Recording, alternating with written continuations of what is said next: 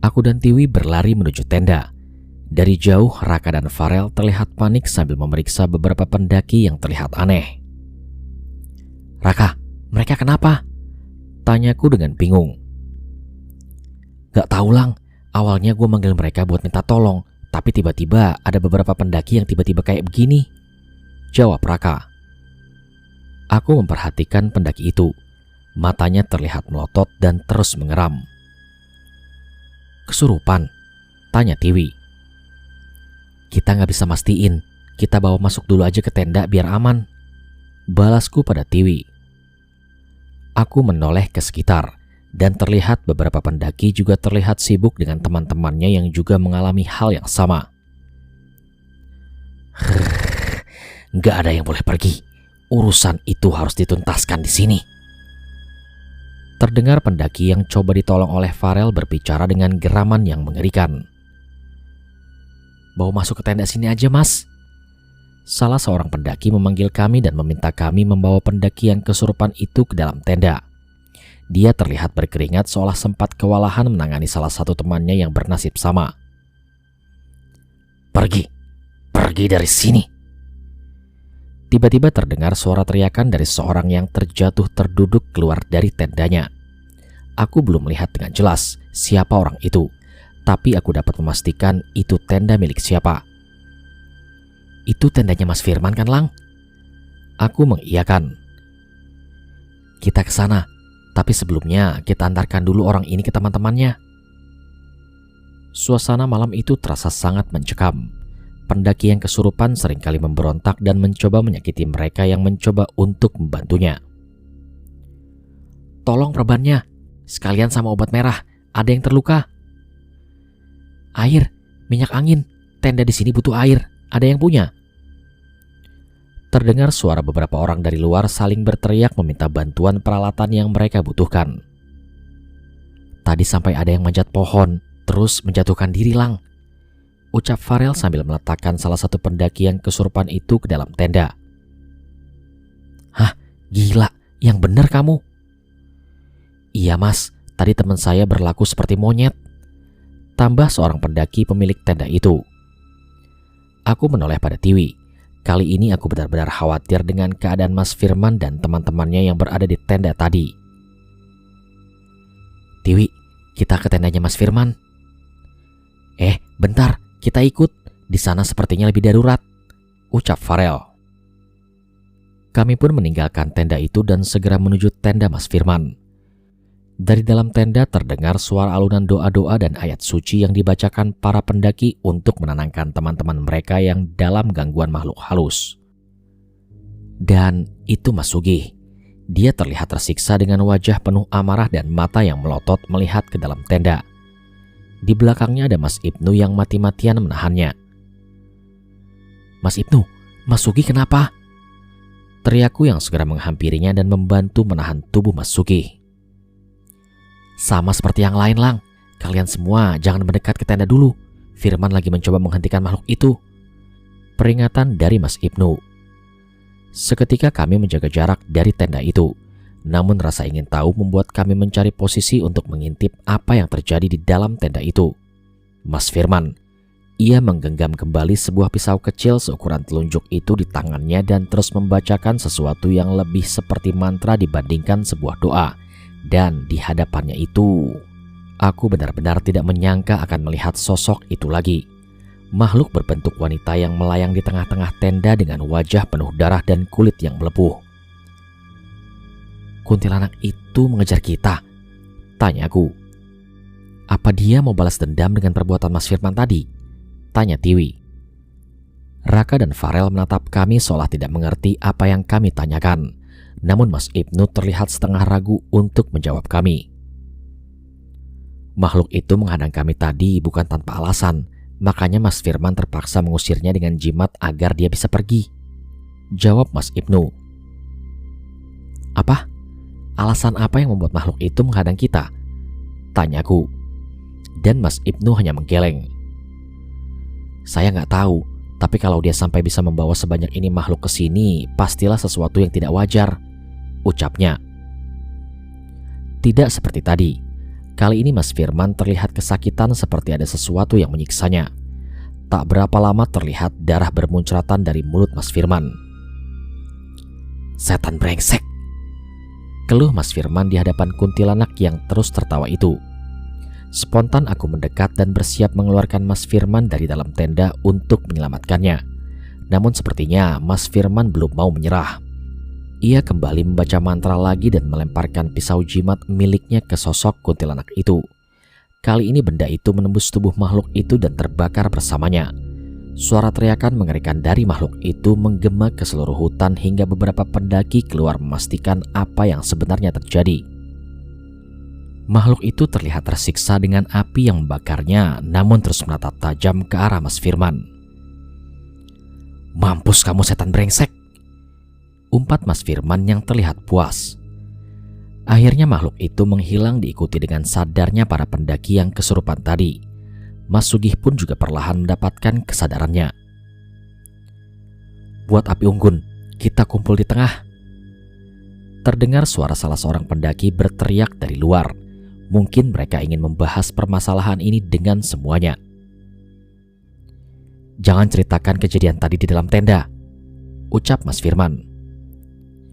"Iya, jangan sampai yang lain ikut terlibat," tambah Mas Ibnu. Aku mengerti maksud mereka, namun sepertinya di balik hal itu aku merasakan ada sesuatu yang disembunyikan oleh mereka. "Laporan kondisi teman-teman yang kena serangan." Kemudian seorang pendaki yang terlihat senior seperti memimpin pertemuan itu untuk memastikan apakah ada korban. Aku menceritakan mengenai Tiwi yang ditarik di tengah hutan dan akhirnya selamat. Mereka tidak bertanya lebih jauh dan menganggap kejadian itu memiliki sebab yang sama dengan apa yang terjadi kepada mereka. 2 orang di tenda saya sudah sadar. 1 orang di tenda saya juga luka ringan dan sudah dilakukan pertolongan pertama.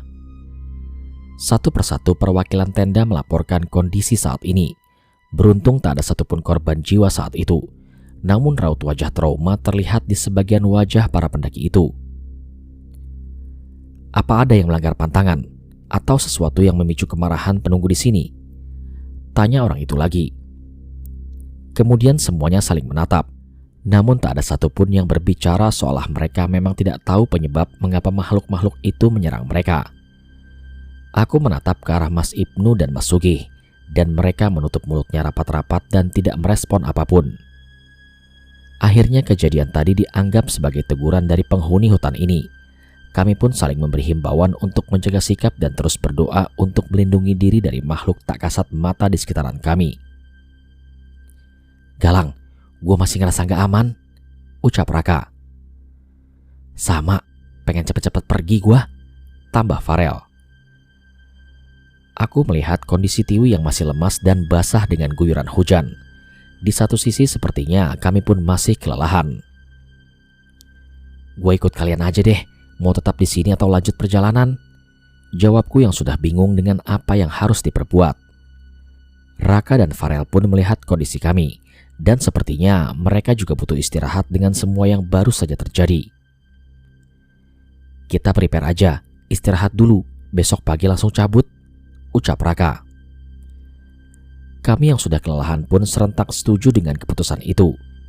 Dengan segera kami saling bergantian mengganti dengan pakaian kering dan mengobati luka-luka kecil di tubuh aku dan Tiwi. Setelahnya sekali lagi kami kembali ke posisi tidur seperti tadi, namun Raka terlihat tidak mengambil posisi tidur dan tetap duduk di tenda. "Kenapa kah? Nggak tidur?" tanyaku. "Kalian istirahat aja duluan, perasaan aku masih nggak enak, biar aku yang jaga dulu," ucap Raka. Aku dan Farel saling bertatapan seolah setuju dengan inisiatif Raka. "Bener tuh Lang, kita gantian jaga aja. Barang-barang udah di-prepare. Kalau ada kejadian yang sekiranya bahaya, kita bisa segera pergi dari sini," ucap Farel. "Ya udah, setuju. Thank you ya Raka. Nanti kita gantian jaga. Bangunin aja nanti," ucapku pada Raka. "Udah sana istirahat. Lu juga Wi, muka lu yang paling pucat. Jaga stamina kalian." Kami pun tidak mau menyia-nyiakan kesempatan untuk istirahat dan segera mengambil posisi untuk tidur. Entah mengapa kali ini tidurku tidak tenang. Sering sekali aku terbangun dengan hal-hal remeh seperti angin yang berhembus di mataku, udara yang semakin dingin, dan suara serangga yang terdengar dekat sekali dari luar tenda. Kemudian samar-samar aku mendengar seperti suara sesuatu yang diseret. Namun tak hanya itu, kali ini aku mendengar suara tawa makhluk seperti kuntilanak seolah melayang di sekitaran tenda kami. Aku pun teringat suara itu dan seketika aku dan Tiwi terbangun secara bersamaan. "Galang, suara itu!" teriak Tiwi. Raka yang masih bangun terlihat kaget dengan tingkah laku aku dan Tiwi. "Raka, itu makhluk yang lewat di tenda kami saat tersesat kemarin," ucap Tiwi. Tidak mungkin kami lupa. Suara itu adalah suara makhluk mengerikan seperti manusia-manusia dengan tubuh yang busuk berjalan menyeret benda seperti jasad manusia. "Kita pergi sekarang sebelum mereka mendekat," ucapku pada yang lain. Kami pun segera membangunkan Farel dan segera mempersiapkan perlengkapan kami dengan cepat. Tepat saat kami keluar, sudah terlihat makhluk-makhluk yang tak asing itu mendekat ke arah tempat camp kami. "Tolong!" Terdengar suara teriakan dari tenda Mas Firman. Namun anehnya, tak ada satupun pendaki dari tenda lain yang terbangun. Aku berinisiatif mencoba menghampiri tenda Mas Firman. Namun tiba-tiba aku terhenti dengan sosok kuntilanak dengan setengah wajah yang rusak melayang di hadapanku. "Kalian tidak usah ikut campur," ucapnya dengan wajah penuh amarah. Saat itu juga aku terjatuh di tanah dan tak mampu menahan rasa takutku dengan apa yang terlihat di hadapanku. Kali ini makhluk yang muncul di hadapanku jelas berbeda dengan makhluk lainnya, seolah ia adalah salah satu penguasa di tempat ini. "Kalian sudah ditandai oleh jin wanita itu. Tapi kalau kalian masih menghalangi kami menghabisi manusia biadab itu, kalian juga akan bernasib sama seperti mereka." Suara itu terdengar sangat mengerikan saat itu. Jin wanita? Apa yang dimaksud itu adalah Wulan, manusia biadab. Sebenarnya apa yang sudah mereka lakukan bertiga hingga diincar oleh makhluk-makhluk itu? Tak lama setelah ucapan makhluk itu, tiba-tiba terlihat Mas Firman tertarik keluar tenda oleh sosok yang tak kasat mata. Tubuhnya terangkat melayang tinggi setinggi pohon. Raka, Farel, dan Tiwi yang melihat kejadian itu seketika panik dan tak tahu harus berbuat apa. Dan yang lebih mengerikannya lagi, tubuh Mas Firman tiba-tiba jatuh dari ketinggian dan menghantam keras batu di bawahnya. Aku menduga Mas Firman tak mungkin selamat dari kejadian itu. Sialnya tak lama kemudian terdengar suara teriakan Mas Sugih dari dalam tenda disusul dengan teriakan dari tenda yang lain. "Sudah, hentikan!" teriakku. Namun bukannya berhenti, setan itu malah kembali menghampiriku dan menatap Tiwi hingga tubuhnya mulai melayang. Aku tak berpikir panjang lagi dan segera menangkap tubuh Tiwi dan membawanya pergi. "Raka, Farel, kita pergi dari sini," teriakku. "Tapi yang lain gimana?" tanya Raka yang bingung dan beberapa kali menoleh ke arah pendaki lain. "Ini di luar kuasa kita. Kita pasti mati jika tetap di sini," ucapku pada mereka. Tepat setelah aku selesai berbicara, tiba-tiba terlihat sosok makhluk penyeret jenazah tadi mulai mendekat ke arah tenda Mas Firman. Sepertinya mereka bersiap mengambil jasad Mas Firman di sana. Melihat itu tak ada keraguan lagi di mata Raka dan Farel dan segera mengikuti aku pergi meninggalkan tempat camp yang sudah bersimbah darah itu. Kami pun berlari secepat mungkin hanya dengan membawa ransel kami dan meninggalkan tenda kami di sana. Nyawa kami benar-benar tak sebanding bila harus membela entah kesalahan apa yang mereka perbuat. Kami pun berlari cukup jauh. Suara teriakan terdengar semakin meronta-ronta dari arah tenda. Ingin rasanya aku menutup telinga untuk tidak mendengarkan suara mengerikan itu. Sesekali saat kami berhenti dengan kelelahan kami, rasa penasaran membuat kami menoleh kembali ke arah camp tempat asal suara teriakan yang masih terdengar saat itu. Sungguh sangat mengerikan. Dari jauh terlihat beberapa tubuh manusia melayang meronta mencoba memberontak dari cengkraman makhluk tak kasat mata di sana. Secara bergantian tubuh itu terbanting ke bawah hingga terlihat darah bermuncratan dari para pendaki yang sempat bertegur sapa dengan kami tadi. Seketika Tiwi memalingkan wajahnya karena tak mampu menahan kengerian yang terlihat di depan matanya. Tak satu pun dari kami bisa berkata-kata melihat kejadian itu. Keberadaan kami yang bisa selamat sudah hal terbaik yang kami dapatkan saat ini. Kita doakan saja mereka. Semoga takdir Tuhan saja yang berkehendak untuk mereka. Jawabku yang segera disusul dengan doa-doa yang kami bacakan untuk mereka. Aku membuka kompasku untuk memastikan jalur yang kami lewati tidak kembali ke arah tenda maupun desa gaib kemarin. Sayangnya perjalanan kali ini tidak seperti sebelumnya. Ingatan kami akan apa yang terjadi oleh para pendaki itu membuat kami merenung sendiri hingga jarang sekali kami berbicara satu sama lain. Apa kita nggak bisa keluar dari tempat ini ya, Lang? Tanya Tiwi yang sepertinya sudah lelah dengan semua kejadian yang kami alami. Pasti bisa, Wi. Jangan pernah putus asa. Kita masih selamat hingga saat ini, itu pasti karena Yang Maha Pencipta masih menyertai kita. Balasku sambil menepuk pundak Tiwi. Namun tiba-tiba saja Farel berhenti dan wajahnya terlihat gusar. Atau jangan-jangan sebenarnya kita udah mati? Ucapan Farel membuat kami bertiga termenung. Tidak bisa kami pungkiri, ada kemungkinan ucapan Farel itu benar adanya. Kalau ngomong jangan aneh-aneh. Raka memukul wajah Farel sekedar menegurnya untuk menjaga ucapannya. Tapi ada kemungkinan seperti itu kan? Kalian juga pasti sempat kepikiran. Balas Farel yang mulai kembali berjalan. Aku melirik ke arah Raka. Ia terlihat mencubit beberapa bagian tubuhnya dan meringis kesakitan.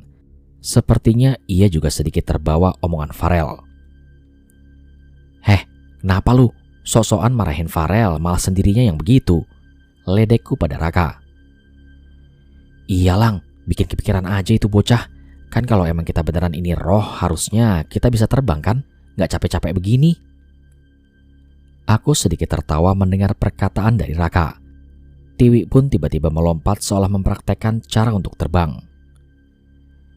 Ini lagi bocah satu. Emangnya kalau bisa terbang, mau terbang kemana? Tanyaku pada Tiwi. Ke warung dekat kampus. Biasanya jam-jam segini udah mulai masak bakwan tuh di sana, ucap Tiwi. Gila lu, Wi, sampai hafal jam-jam masak bakwannya, ucap Farel yang semakin terheran dengan fanatisme Tiwi akan bakwan. Entah berapa lama lagi kami berjalan, namun samar-samar kami melihat langit tidak segelap sebelumnya seolah kami akan melihat matahari akan terbit dari salah satu sisi hutan ini. Jalur yang kami lewati perlahan berganti dari pepohonan menjadi jalur berbatu yang hanya ditumbuhi sedikit pohon. Seandainya pagi benar akan datang setelah ini, seharusnya pemandangan indah dapat terlihat dari bukit-bukit di sekitaran tempat ini. Namun suara berisik terdengar dari sebuah tempat di hadapan kami. Jalan yang kami lalui mencapai ke tempat berbatu tanpa adanya tanaman atau vegetasi yang tumbuh di sekitar sana. Lang, suaranya kayak di pasar, tanya Tiwi. Sekali lagi aku melihat keadaan sekitar. Sepertinya aku mengetahui tempat ini. Ini adalah tempat yang banyak dibicarakan oleh para pendaki. Pasar Bubrah, jawabku. Raka menoleh ke arahku. Semua orang yang pernah mendaki gunung ini pasti mengetahui tentang tempat ini. Berarti seharusnya nggak jauh lagi kita akan sampai di puncak Merapi kan, Lang? Tanya Raka. Namun aku mengangguk dengan ragu. Seharusnya memang seperti itu. Tapi suara berisik yang saat ini terus berada di sekitaran kami membuat aku kembali tidak yakin dengan keadaan itu. Gua tahu, Lang, lu lagi mikirin apa? Ucap Tiwi. Maksud lu apa sih, Wi? Tanya Farel. Kalau memang ini pasar Bubrah yang dimaksud, seharusnya ada pendaki lain yang ngecamp di tempat ini. Ini kan pos terakhir pendakian Merapi, jelas Tiwi. Ucapan Tiwi memang benar.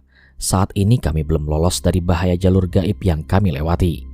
Saat ini suara berisik terdengar semakin jelas. Seketika kepalaku terasa pusing. Itu apaan, Lang? Ucap Farel yang terpaku dengan kejadian di sekitar kami.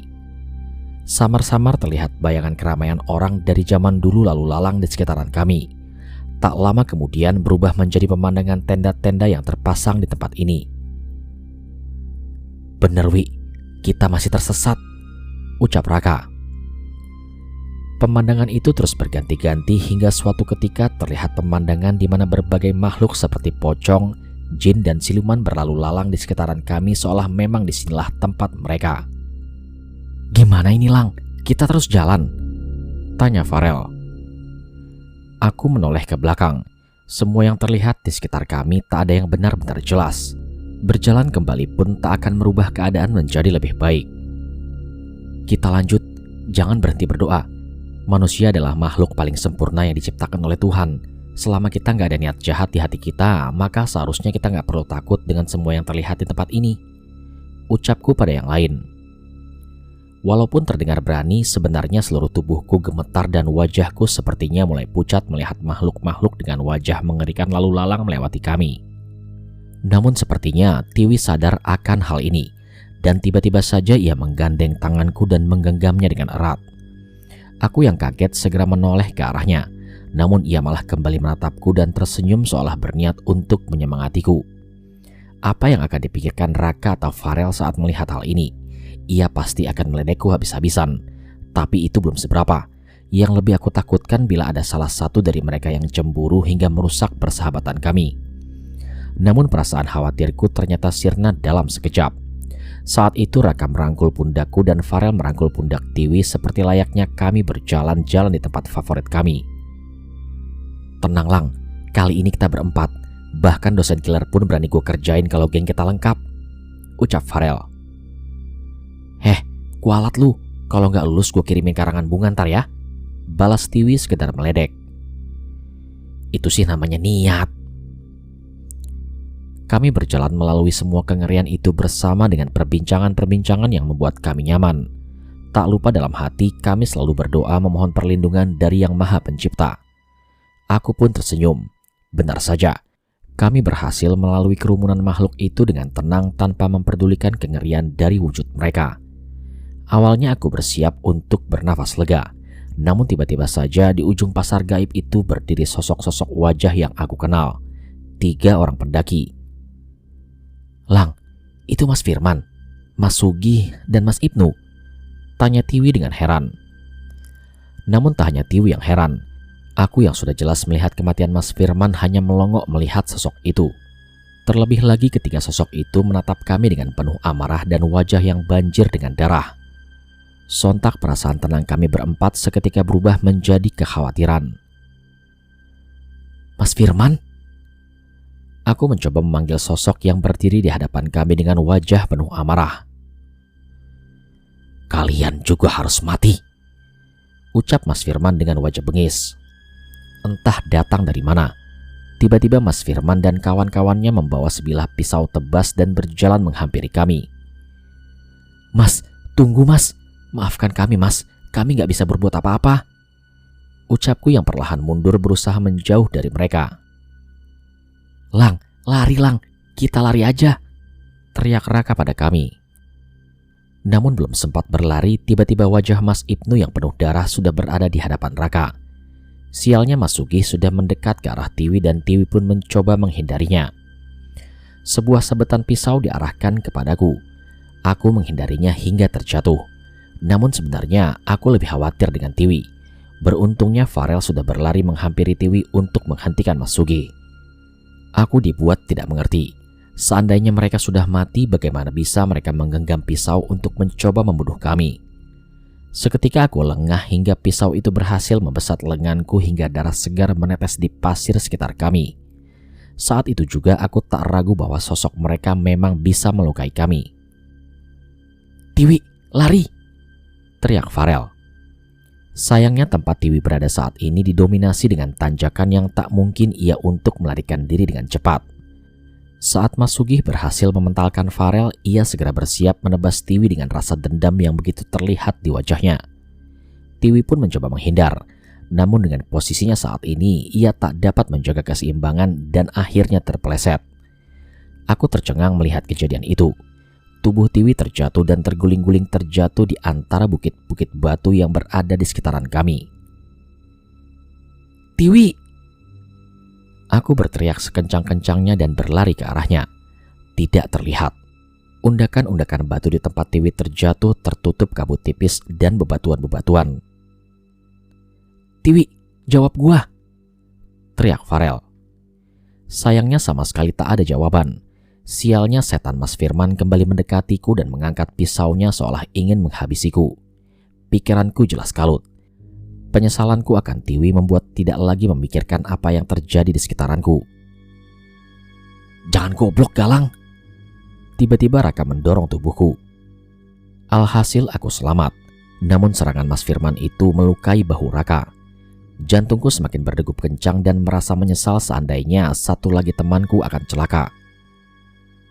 "Raka, Farel, lari!" Teriakku yang segera mengajak mereka berlari menjauhi ketiga makhluk itu.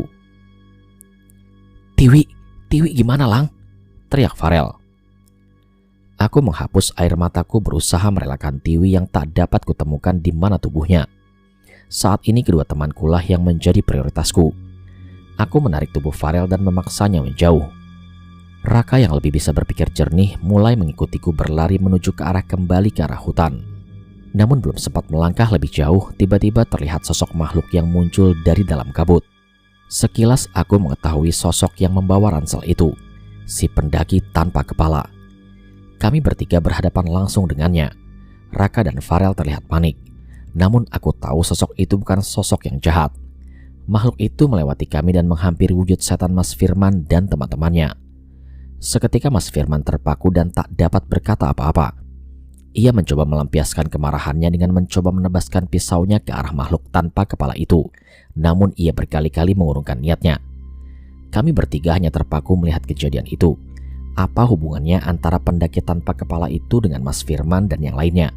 Itu yang aku pikirkan dalam hati. Kemudian terlihat lagi satu sosok yang muncul dari dalam kabut. Kali ini bukan sosok mengerikan, hanya sosok kakek tua biasa yang mengenakan baju Jawa biasa. Ia menoleh ke arah kami dan menghela nafas. Entah mengapa aku merasa bahwa kakek itu bukan orang jahat.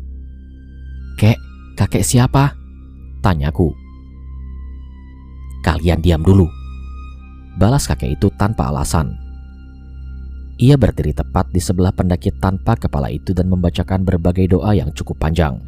Saat itu Mas Firman dan yang lainnya terlihat kebingungan. Terlihat amarah mereka sedikit mereda, tak seseram sebelumnya. "Mereka masih milikku." Tiba-tiba terdengar suara kakek yang lain muncul di belakang Mas Firman entah dari mana. Samar-samar aku mengingat sosok itu. Itu adalah sosok kakek yang aku lihat di hutan terlarang, tempat di mana banyak jasad manusia tergantung. Kakek itu hanya menghela nafas. "Kita masih belum bisa menyelamatkan mereka, Le," ucap kakek itu pada roh pendaki tanpa kepala di sebelahnya. Aku semakin tidak mengerti dengan apa yang dia maksud. Namun saat itu muncul sosok hantu wanita yang mengancam kami di tenda tadi, dan berbagai sosok demit yang mencengkram tubuh Mas Firman, Mas Sugih, dan Mas Ibnu. "Tidak, lepaskan, pergi kalian semua," teriak Mas Firman. Kedua temannya juga ikut memberontak, namun kekuatan mereka sama sekali tak ada apa-apanya dibanding berbagai sosok yang menariknya. Tak butuh waktu lama hingga sosok mereka bertiga terbawa oleh sosok-sosok mengerikan itu. "Apa yang terjadi sebenarnya, Mbah?" tanyaku pada kakek yang menolong kami tadi barusan. Ketiga orang itu mengikat perjanjian dengan dukun setan penunggu hutan itu. Sudah bertahun-tahun belum ada yang bisa menyelamatkan mereka hingga sekarang, jawab kakek itu. Aku bingung dengan semua ini. Apa yang dimaksud dengan mengikat perjanjian selama bertahun-tahun? "Mbah, mereka baru meninggal tadi saat tubuhnya dijatuhkan oleh setan-setan itu," ucapku mencoba mencari penjelasan. Namun kakek itu hanya menggeleng. "Yang kalian alami hanya perulangan yang terjadi pada ketiga kawanan itu. Mereka harus membayar apa yang mereka perbuat," jelas sosok kakek itu. "Jadi dari awal mereka memang bukan manusia, Mbah?" tanya Raka. Dan kakek itu pun mengangguk. "Lalu kenapa mereka bisa berada di sini? Kenapa mereka berusaha mencelakai kami?" tanya Farel. "Saat hidup mereka mencari kesaktian di hutan itu dengan menumbalkan salah seorang temannya yang mereka perdaya untuk ikut dengan mereka. Dia dikorbankan oleh ketiga orang itu dengan menyerahkan kepalanya kepada dukun setan itu." Kemudian kakek itu menatap sosok pendaki tanpa kepala yang menolong kami. "Maksud kakek, pendaki ini teman mereka?" tanyaku. Kakek itu mengangguk lagi. Ia menceritakan bahwa saat perjanjian sudah mencapai batasnya, dukun hutan itu menagih nyawa mereka untuk menjadi pengikutnya di hutan itu. Rohnya hanya menjadi bulan-bulanan setan-setan yang berada di sana. Lalu dia, yang kalian sebut pendaki tanpa kepala ini, berkali-kali mencoba menolong roh ketiga temannya itu, namun tidak pernah berhasil. Jelas kakek itu lagi. Tapi Mbah, di tempat kemah tadi ada banyak manusia, banyak pendaki yang mengalami nasib yang sama. Ucap Farel tidak percaya. Tidak ada manusia di sana. Memang itulah yang terjadi pada roh penasaran. Mereka selalu ingin mengulang hidup mereka, menggambarkan seolah itu terjadi lagi pada mereka. Namun keberadaan demit di sekitar sini selalu membuat mereka berakhir tragis. Jelas kakek itu lagi. Mohon maaf Mbah, sebenarnya Mbah ini siapa? Tanyaku dengan penasaran. Saya salah satu kuncen di salah satu desa. Panggil saja Mbah Dirwo. Ada pendaki yang menceritakan bahwa ia tersesat di desa gaib. Ia melihat ada pendaki lain yang masih ada di sana dan ikut menikmati jamuan dari desa itu. Ucap kakek itu yang ternyata bernama Mbah Dirwo. Berarti Mbah juru kunci Merapi? Tanya Farel, namun ia membalas dengan gelengan. Saya tidak sehebat itu. Saya hanya kuncen di salah satu desa di sini. Kemudian Mbah Dirwo menghampiri ke arahku dan menemuiku. Jadi kamu yang habis dari desa itu? Tanya Mbah Dirwo. Iya Mbah, saya ke sana sama teman saya yang bernama Tiwi. Dia terjatuh di sekitaran turunan batu itu Mbah. Jawabku yang sebenarnya sudah sangat khawatir dengan Tiwi. Benar, Tiwi. Kita harus cari Tiwi. Ucap Farel yang mulai kembali khawatir. Namun belum sempat beranjak pergi, tiba-tiba muncul seorang wanita berjalan menghampiri kami dari arah belakang Mbah Dirwo. Tiwi? Ucap Raka yang melihat sosok Tiwi yang berjalan ke arah kami. Tiwi tersenyum walau dengan beberapa luka di dahi dan lengannya. Aku tahu dia, senyuman itu tak bisa membodohiku. Kamu Wulan kan? Tanyaku sambil setengah tersenyum. Saat itu juga tubuh Tiwi terkulai lemah dan hampir jatuh di tanah. Namun kesadarannya mulai kembali. Muncul dari belakangnya sosok perempuan yang selalu mencuri perhatianku.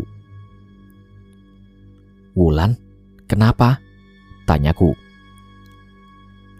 Kalau Tiwi sampai meninggal di sini, Mas Galang pasti trauma untuk ke tempat ini.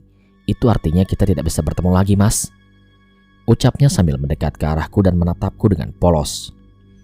Entah kali ini aku benar-benar ingin memeluknya dan sangat berterima kasih kepadanya karena telah menolong Tiwi, seorang wanita yang penting bagiku.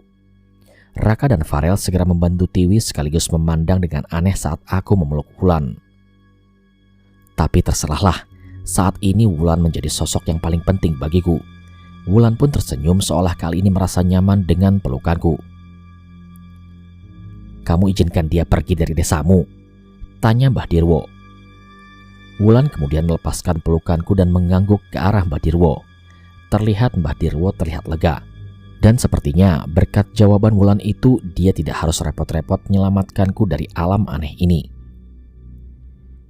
Ya sudah, saya akan bantu kalian kembali. Tapi buat Mas dan Mbaknya yang sempat tersesat di desa Wulan, ada konsekuensi yang harus kalian tanggung. Setidaknya itu jalan keluar terbaik. Ucap Mbah Dirwo. Nama saya Galang, Mbah. Dan ini teman saya Tiwi. Memangnya konsekuensi apa yang harus kami tanggung? Belum sempat menjawab, Wulan datang menghampiriku dan menyentuh pipiku. Seharusnya Mas Galang dan Mbak Tiwi sudah menjadi bagian dari desa Wulan. Tapi pasti kalian bisa terbiasa. Tidak usah takut. Puncak gunung ini dijaga sama beberapa Pak De Wulan. Ucap Wulan mencoba menenangkanku. Jujur aku masih tak mengerti dengan apa yang ia ucapkan. Namun saat Mbah Dirwo membacakan doa, tiba-tiba kabut tipis di sekitaran kami menghilang. Beberapa tenda-tenda pendaki terlihat berdiri di tempat yang disebut dengan nama Pasar Bubrah ini. Lang, kita kembali Lang, kita selamat. Ucap Raka yang kali ini merasa yakin bahwa ini adalah alam manusia. Makasih ya Wulan, aku pasti akan kembali lagi ke sini. Ucapku pada Wulan yang melangkah menjauh. Lu ngomong sama siapa Lang? Tanya Farel dengan bingung. Sama Wulan, dia masih di sini tuh. Jawabku. Kemudian Farel melihat ke arah yang aku tunjuk dan sepertinya dia tidak melihat apa-apa. "Gak ada siapa-siapa, Lang. Makhluk-makhluk tadi juga sudah hilang," ucap Farel. Seketika aku bingung. Aku masih melihat Wulan yang melangkah pergi membelakangiku.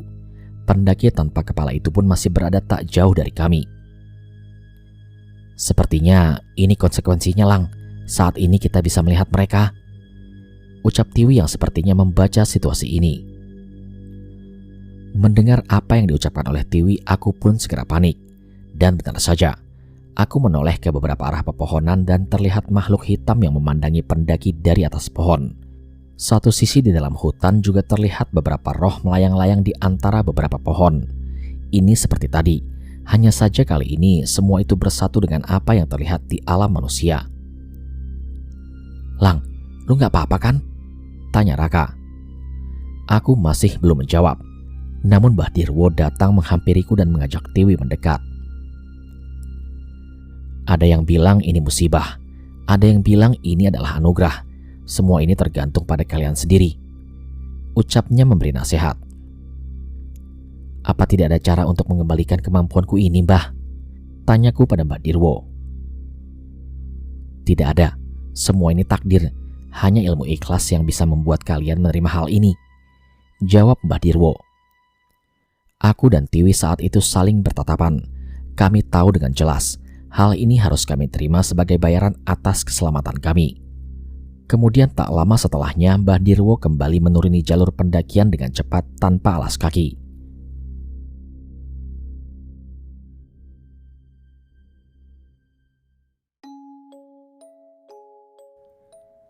"Sekarang kita gimana, Kah? Istirahat dulu atau langsung turun?" tanyaku. Kemudian Raka dan Farel saling bertatapan. "Turun? Yang benar aja, itu puncak tinggal beberapa meter. Masih ada yang harus kita lakukan di sini," ucap Farel. "Benar, ada mimpi teman kita yang harus kita capai. Udah ngalamin kejadian kayak tadi, masa mau balik itu aja?" tambah Raka. Aku menatap mereka dengan bingung. Aku pikir mereka merasa trauma dan enggan melanjutkan perjalanan. Tiwi pun menoleh ke arahku dan menatapku. "Iya, Lang, tinggal sedikit lagi. Tunjukin dong ke kita kalau tempat yang lu bilang itu bagus. Tempat di mana kita bisa melihat berbagai gunung dari puncaknya. Pepohonan di kaki gunung yang terlihat bagai permadani hijau. Tunjukin ke gua mimpi yang selama ini lo ocehin ke kita, Lang," ucap Tiwi. Ucapan itu terucap bersama dengan langit yang kini mulai terang. Wajah Tiwi terlihat begitu menenangkan saat itu. Dengan waktu singkat, aku membalut luka di lenganku dengan perlahan dari P3K yang kami bawa. Kami menitipkan ransel kami pada salah satu kelompok pendaki dan mengikuti pendaki lain untuk naik ke puncak.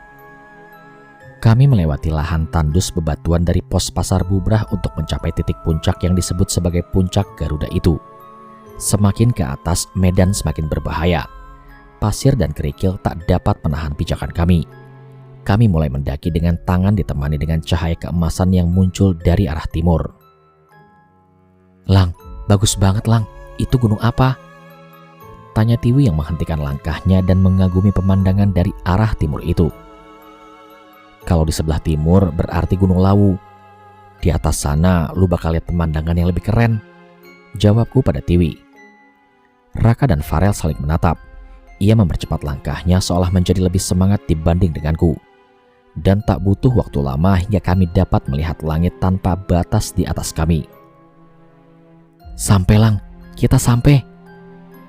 Raka terlihat bersemangat saat kami berhasil mencapai puncak Merapi tepat di bawah batu yang disebut sebagai Puncak Garuda itu. Tempat pijakan tidak terlalu banyak saat harus berbagi dengan pendaki lain. Namun posisi kami sudah sangat cukup menikmati pemandangan menakjubkan yang dilukiskan oleh Yang Maha Pencipta. "Lang, itu Tiwi sampai speechless gitu, Lang," ucap Farel. "Ya pastilah, siapa yang gak speechless ngeliat pemandangan sekeren ini?" balasku pada Farel. "Kalau di sampingnya ada yang nemenin, dia pasti gak bakal bisa lupa tuh sama momen ini," ucap Raka. "Maksud lo apa sih?" tanyaku pada mereka. "Yah, si blow on kagak peka banget. Kalau ada yang mau lo omongin aja sekarang ke dia," ucap Raka. Aku kaget menangkap maksud dari mereka. "Lu Lu pada serius? Ntar kalau sampai... Belum sempat menyelesaikan perkataanku, mereka berdua segera menarikku dan mendorongku hingga menyenggol Tiwi. Sorry Wi, itu anak-anak pada norak, ucapku yang gugup kepada Tiwi. Namun Tiwi hanya menoleh sebentar dan kembali menikmati pemandangan di sekitarnya. Gila Lang, ini bagus banget, lu gak bohong, ucap Tiwi dengan senyum puas. Namun entah mengapa aku ingin terus melihat wajahnya yang terus tersenyum seperti itu. Sini deh Wi, gue kasih tahu. Aku menggandeng Tiwi ke tempat yang sedikit lebih tinggi. Ia tidak menolak sama sekali dan mengikutiku. Bersamaan dengan itu, aku mengeluarkan kompasku dan sedikit mengintip ke arah di mana kami menghadap. Kalau kita lihat ke arah utara, kita bisa melihat megahnya Gunung Merbabu, lebih tinggi dari Merapi. Suatu saat gue juga pasti akan ke sana, ucapku pada Tiwi. Gue ikut, ucap Tiwi sambil menarik lengan jaketku dan menatapku seperti anak kecil yang polos. Aku hanya tersenyum dan menunjuk ke arah barat. Di sana ada 3 gunung bersaudara, Gunung Selamet, Sumbing, dan Sindoro yang membentuk barisan pegunungan yang megah. Aku terdiam sejenak sebelum aku menceritakan keindahan pemandangan ini kepada Tiwi. Sepertinya aku sendiri terlalu kagum dengan pemandangan di sini. Bagus ya Lang, indah banget, ucap Tiwi. Masih ada satu lagi yang lebih indah Wi. Yang ini sih benar-benar gak terbantahkan, jawabku sambil terus memandang ke arah pegunungan di hadapanku. Yang mana Lang? Masih ada lagi? Tanya Tiwi dengan penasaran. Sini, naik. Aku mengajak Tiwi naik ke salah satu batu di hadapanku hingga kini ia sejajar denganku. Di arah mana Lang? Tanya Tiwi. Aku menggenggam kedua telapak tangan Tiwi dan menatap wajahnya dengan penuh kagum. Ada di depan gua Wi, gak ada yang lebih indah dari apa yang ada di depan mata gua saat ini, ucapku yang terus menatap mata Tiwi dan tak henti-hentinya mengaguminya. Tiwi mulai terlihat bingung, namun sepertinya ia mengerti akan maksudku. Gua sayang sama lu Wi, mungkin gak kalau bocah halu kayak gua gini berada terus di samping lu, ucapku pada Tiwi. Tiwi tidak bisa berkata apa-apa, tapi aku melihat matanya berkaca-kaca dengan senyuman yang tertahan. Masih banyak gunung yang pengen gue daki, tapi gue takut semuanya gak akan seindah ini. Seindah pemandangan Merapi dengan ada lu di hadapan gue. Gue mau lu ada di setiap mimpi-mimpi gue selanjutnya, di setiap indahnya pemandangan yang... Belum sempat aku menyelesaikan ucapanku, tiba-tiba Tiwi meraih pipiku dan menyentuhkan bibirnya ke bibirku, yang masih ingin terus mengucapkan kekagumanku akan dirinya. Tangan Tiwi bergetar seolah menahan haru yang sudah sangat ingin ia lepaskan. Aku memeluk pinggang Tiwi dan menutup mata. Perasaan ini sungguh sulit untuk aku gambarkan. Sebuah kebahagiaan atas terbalasnya perasaan yang selama ini terpendam, dan kini terbalaskan di perbatasan langit sebuah gunung yang selalu menjadi mimpiku. Setelah berhasil mengendalikan tangisnya, Tiwi melepaskan ciumannya dariku dan menatapku sambil menghapus air matanya. Galang bego, ucapnya sambil memukul dadaku. Loh, kok bego? Bikin nangis anak orang, ucapnya dengan tingkah yang lucu. Aku tak tahu lagi harus berbuat apa, tapi tak lama terdengar sebuah langkah mendekat ke arah kami. Cie, langsung lupa nih sama kita berdua, goda Farel. Gak ada yang lebih indah dari apa yang ada di depan mata gue saat ini. Raka mencoba memparodikan apa yang aku katakan barusan. Jelek banget tuh, cewek mana yang gak baper digituin anjir. Lu belajar gombal dari mana sih? Ajarin apa? Aku hanya tertawa bingung sambil menggaruk kepalaku. Kagak, mana bisa sih gue gombal?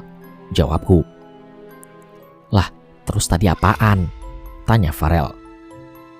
Gak tahu Rel, muncul gitu aja waktu tadi gue ngeliat Tiwi, jawabku.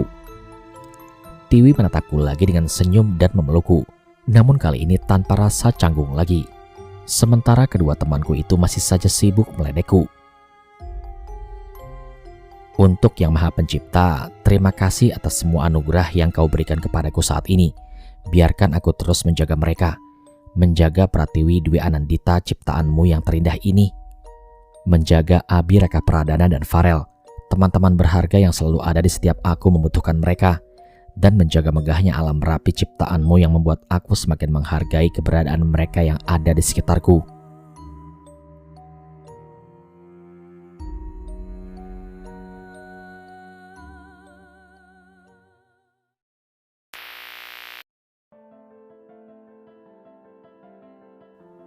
Sekian cerita 2910 MDPL Maut di Perbatasan Langit. Pertama-tama saya ingin mengucapkan terima kasih yang sebesar-besarnya kepada Mas Dioseta yang sudah mengizinkan saya untuk membacakan kisah ini di channel Mereka Ada. Yang kedua, terima kasih saya untuk teman-teman semua yang setia menunggu kelanjutan cerita ini. Sekali lagi ya, saya jelaskan kenapa setiap jarak upload dari part 1 ke part selanjutnya itu cukup lama. Ya karena memang sudah diatur jadwal tayangnya oleh Mas Dioseta. Jadi saya harus ikut aturan yang sudah ditetapkan oleh Mas Dioseta. Sekali lagi saya ucapkan terima kasih untuk teman-teman yang sudah setia menyimak semua cerita di channel Mereka Ada. Jangan lupa support channel Mereka Ada dengan cara menekan tombol subscribe dan menyalakan lonceng notifikasinya, supaya saya makin semangat membacakan kisah horor untuk teman-teman semua. Kalau begitu sampai di sini dulu perjumpaan kita kali ini. Sampai bertemu pada episode selanjutnya. Saya Aldi pamit undur diri dari hadapan kalian. Wassalamualaikum warahmatullahi wabarakatuh.